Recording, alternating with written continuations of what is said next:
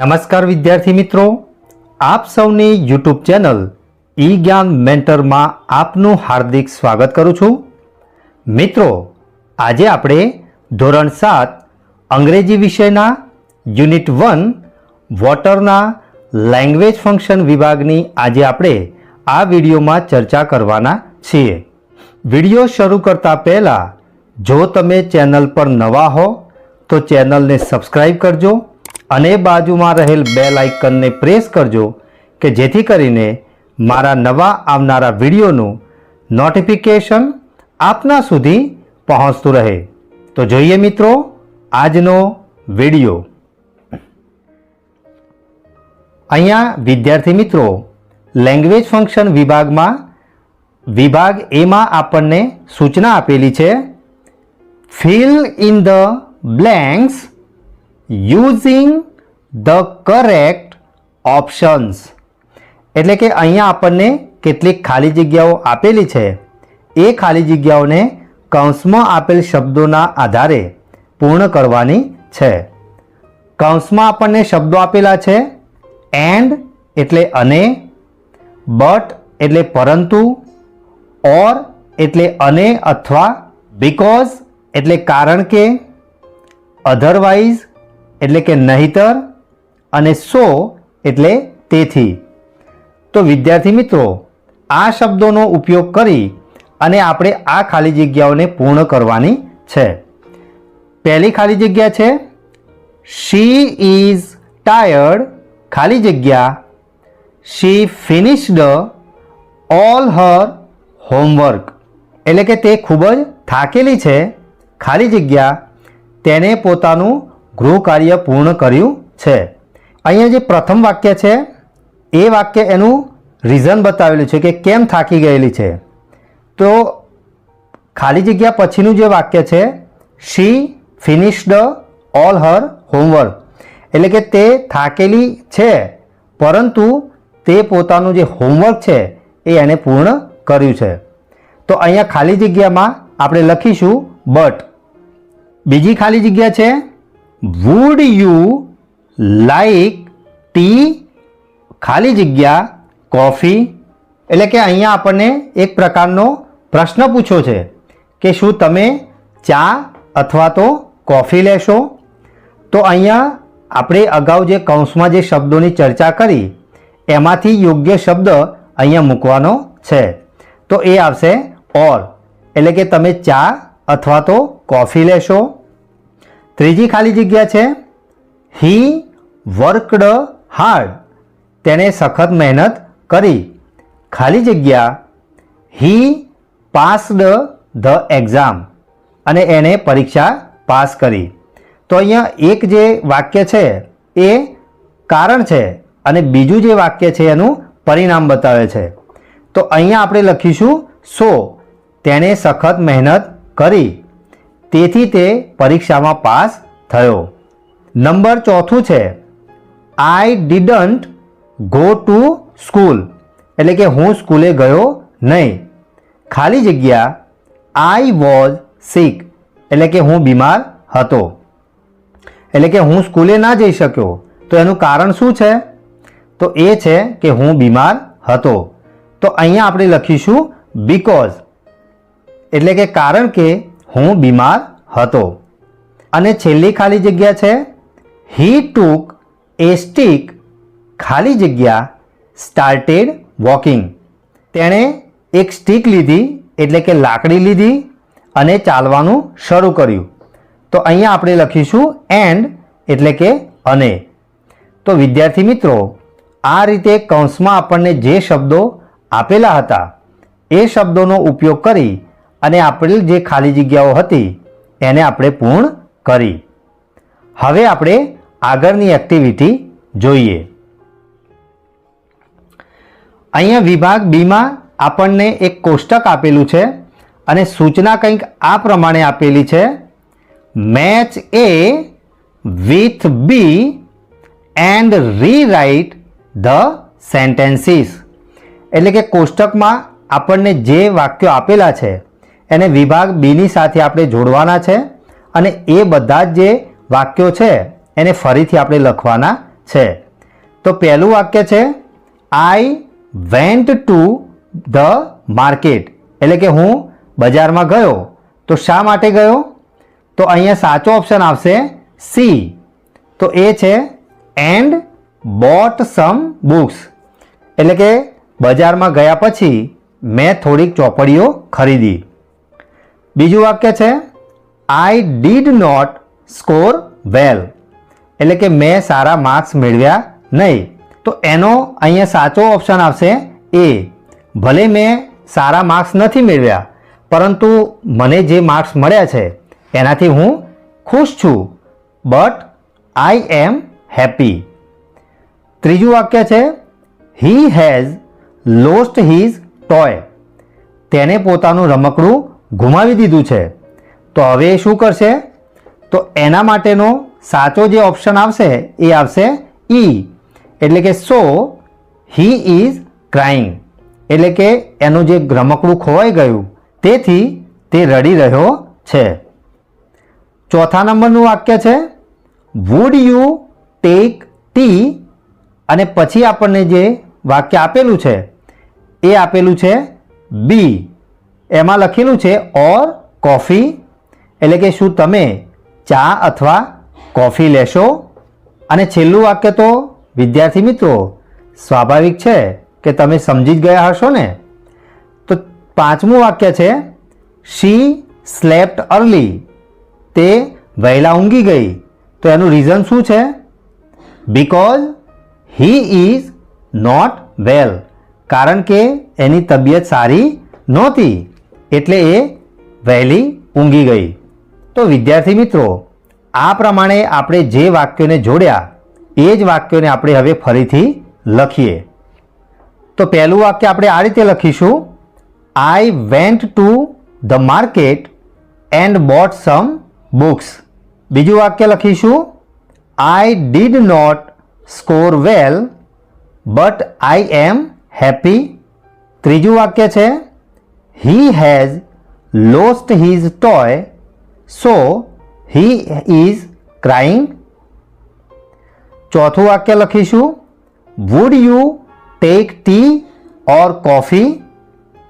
અને છેલ્લું વાક્ય લખીશું she slept early because she is not well. તો આ રીતે વિદ્યાર્થી મિત્રો તમારે વાક્યો બનાવી અને તમારી નોટબુકમાં લખવાના છે. હવે આપણે ત્યાર પછીની નેક્સ્ટ એક્ટિવિટી જોઈએ. અહીંયા વિદ્યાર્થી મિત્રો વિભાગ સીમાં આપણને સૂચના આપેલી છે મેક સેન્ટેન્સીસ, એટલે કે અહીંયા આપણને જે ખાલી જગ્યાઓ આપેલી છે એ ખાલી જગ્યાઓને યોગ્ય વાક્યોનો ઉપયોગ કરી અને પૂર્ણ કરવાની છે. અહીંયા જે શબ્દો આપેલા છે સો, ત્યાર પછી અહીંયા ઓર આપેલું છે, ત્યાર પછીના વાક્યમાં બટ આપેલું છે, અહીંયા છે બીકોઝ અને યટ. તો આ બધા જ જે વાક્યો છે એને કંજક્શન કહેવામાં આવે છે, એટલે કે બે વાક્યોને જોડવાનું કામ આ શબ્દો કરે છે. તો પહેલા વાક્યમાં લખીશું she did not go to school, એટલે કે નેહા બીમાર હતી તેથી તે સ્કૂલે ગઈ નહીં. બીજું વાક્ય છે you can go to cinema or ખાલી જગ્યા, એટલે કે તું સિનેમા જઈ શકે છે અથવા તો સ્ટે એટ હોમ, અથવા તો તું ઘરે રહી શકે છે. બેમાંથી તમારે કોઈ પણ એક જ પસંદગી કરવાની છે.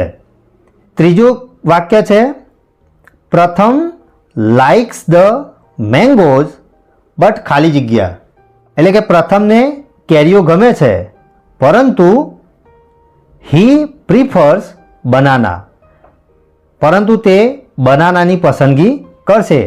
ચોથું વાક્ય છે હીર ઇઝ ક્રાઇંગ બીકોઝ ખાલી જગ્યા, એટલે કે હીર જે છે એ રડી રહી છે કારણ કે શી લોસ્ટ હિઝ પર્સ, કારણ કે તેણે તેનું પોતાનું જે પર્સ છે એ ગુમાવી દીધું છે.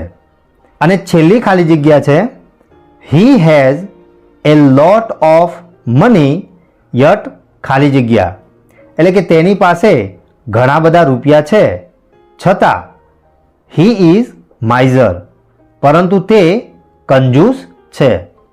તો વિભાગ સીમાં આપણને અપૂર્ણ જે વાક્યો આપેલા હતા એને આપણે યોગ્ય વાક્યોનો ઉપયોગ કરી અને પૂર્ણ કર્યા.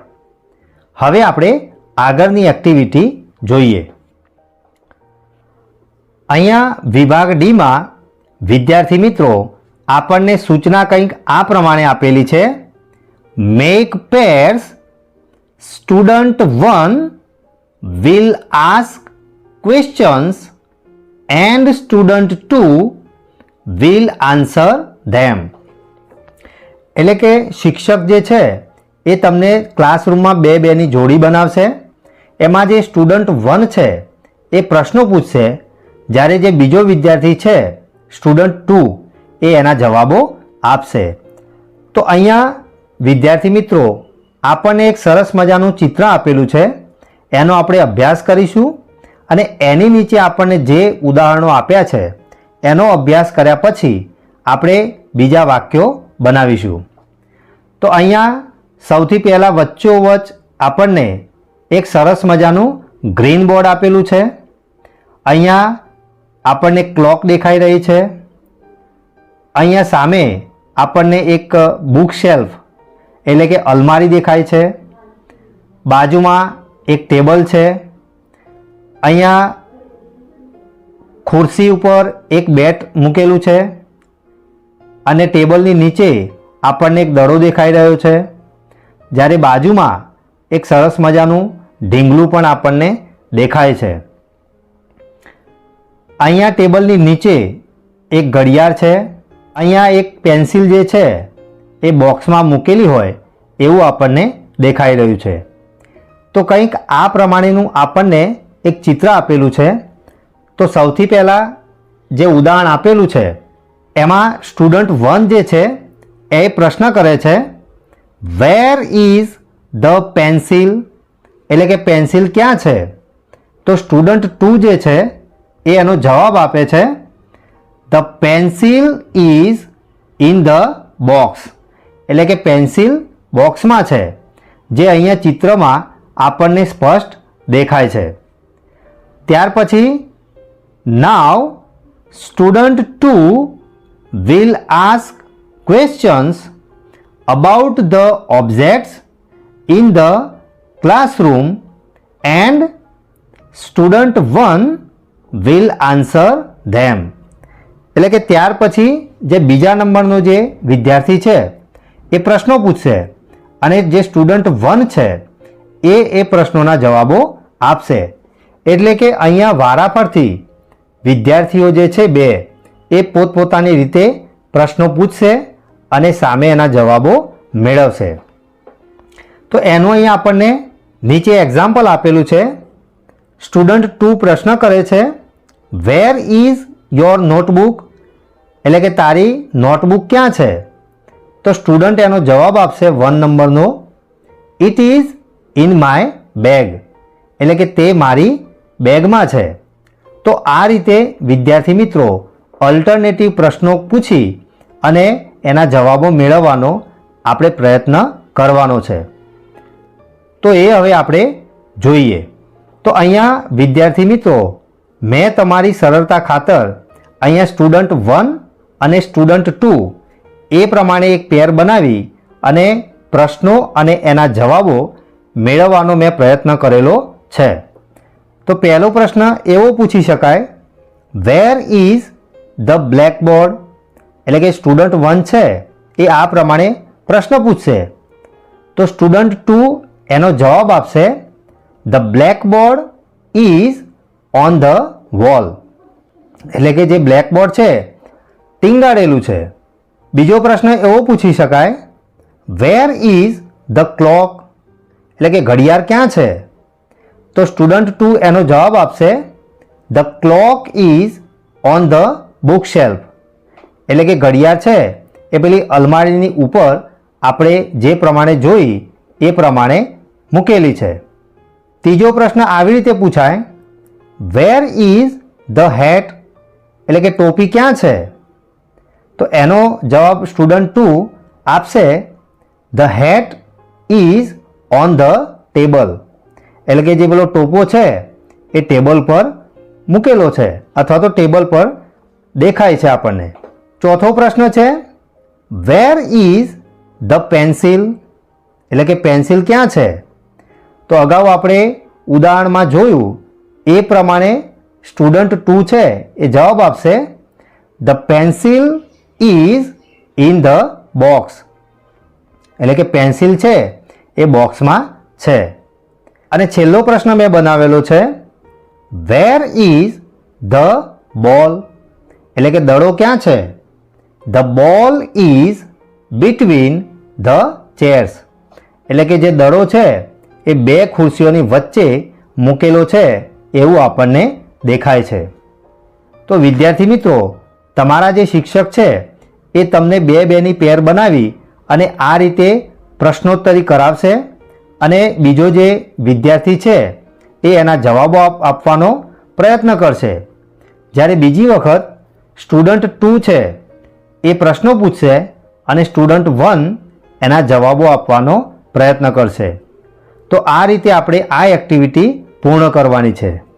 હવે આપણે આગળની એક્ટિવિટી જોઈએ. અહીંયા વિભાગ ઈમાં આપણને સૂચના આપેલી છે do as your teacher says. એટલે કે તમારા શિક્ષક જે પ્રમાણે કહે તે પ્રમાણે તમારે એક્ટિવિટી કરવાની છે. તો એક્ટિવિટી કંઈક આ પ્રમાણે છે વિદ્યાર્થીઓને 3-3ના જૂથમાં વિભાજિત કરો. વર્ગમાં કોઇન્સ, ઇરેઝર્સ, પેન્સ વગેરે વસ્તુઓ અલગ અલગ જગ્યાએ મૂકો.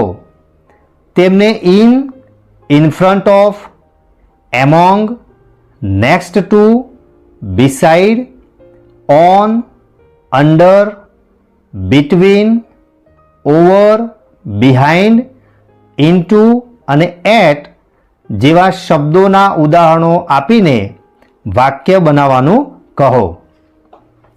તો અહીંયા વિદ્યાર્થી મિત્રો, આગળની આપણે જે એક્ટિવિટી જોઈ એમાં ઓન, અંડર, બિહાઇન્ડ આવા જે શબ્દો આવેલા હતા એના આધારે આપણે વાક્યો બનાવ્યા છે. તો આ શબ્દોને અંગ્રેજી ભાષામાં પ્રિપોઝિશન તરીકે ઓળખવામાં આવે છે.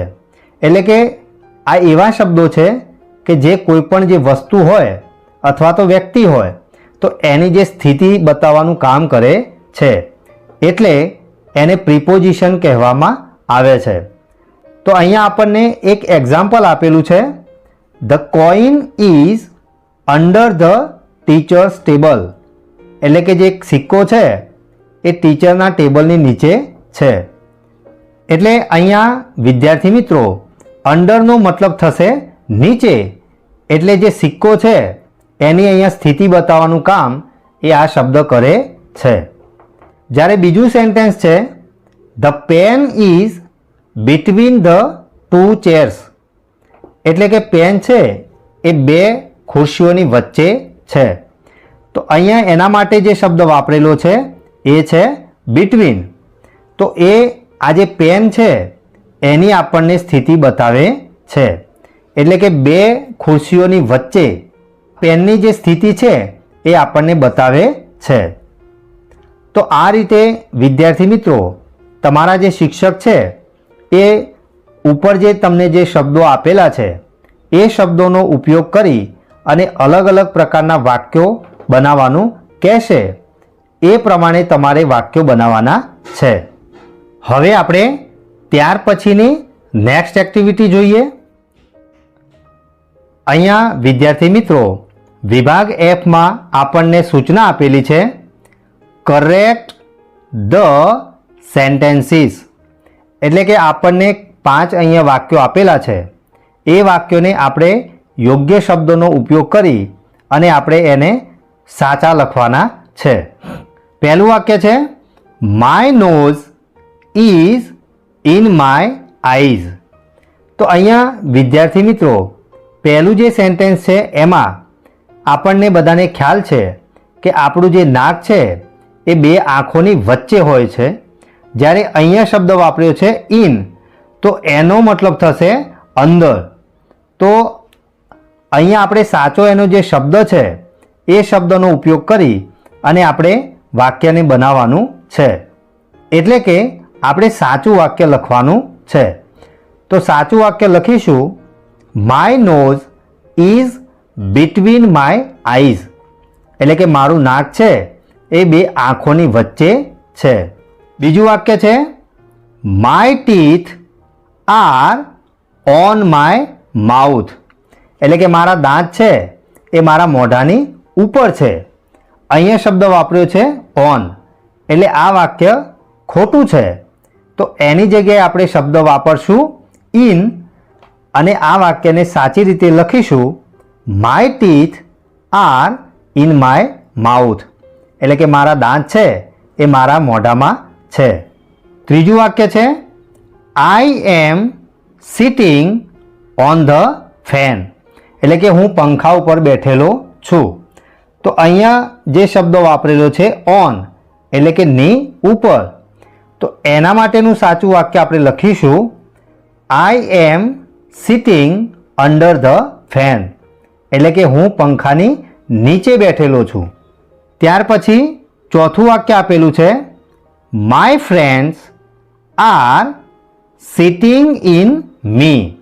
એટલે કે મારા જે મિત્રો છે એ મારામાં બેઠેલા છે. ઇન એટલે ની અંદર, એટલે કે મારામાં બેઠેલા છે. તો આ વાક્યને આપણે સુધારી અને ફરીથી લખીશું, my friends are sitting in front of me. એટલે કે મારા જે મિત્રો છે એ મારી સામે બેઠા છે. અને પાંચમું વાક્ય છે, the main is sleeping over the tree. એટલે કે માણસ છે એ ઝાડની ઉપર ઊંઘે છે. તો વિદ્યાર્થી મિત્રો, આ વાક્યને આપણે સાચી રીતે લખીશું, the main is sleeping under the tree. એટલે કે જે માણસ છે એ ઝાડની નીચે ઊંઘી રહ્યો છે. તો અહીંયા વિદ્યાર્થી મિત્રો, જે શબ્દો હતા એ શબ્દોને પ્રિપોઝિશન કહેવામાં આવે છે. મેં અગાઉ તમને કહ્યું એ પ્રમાણે પ્રિપોઝિશનનો મતલબ થાય છે કે કોઈ પણ વ્યક્તિ અથવા તો વસ્તુ હોય એની જે સ્થિતિ છે એ બતાવવાનું કામ આ પ્રિપોઝિશન કરે છે. એટલે અંગ્રેજી ભાષામાં પ્રિપોઝિશનનું પણ ખૂબ જ મહત્ત્વ રહેલું છે. તો વિદ્યાર્થી મિત્રો, આ રીતે આપણે શબ્દોનો ઉપયોગ કરી અને આ વાક્યોને સાચી રીતે ફરીથી આપણે લખ્યા. તો વિદ્યાર્થી મિત્રો, આજે ચલાવેલ લેંગ્વેજ ફંક્શન વિભાગમાં તમને મજા આવીને? આશા રાખીશ કે આજે ચલાવેલ લેંગ્વેજ ફંક્શન વિભાગમાં તમને સંપૂર્ણ ખ્યાલ આવ્યો હશે. જો તમને આ વિડીયો ગમ્યો હોય તો વિડીયોને લાઈક કરજો અને શેર કરવાનું ભૂલતા નહીં. ફરી મળીશું આવા જ ઇન્ટરેસ્ટિંગ ટોપિક સાથે. ધન્યવાદ.